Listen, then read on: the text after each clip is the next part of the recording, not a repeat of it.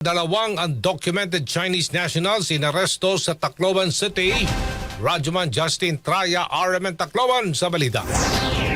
Inaresto ng mga otoridad ang dalawang undocumented Chinese nationals sa Barangay 91 Abukay, Tacloban City. Ang operasyon ay isinagawa ng mga kinatawan ng Bureau of Immigration, Armed Forces of the Philippines, PNP at National Intelligence Coordinating Agency.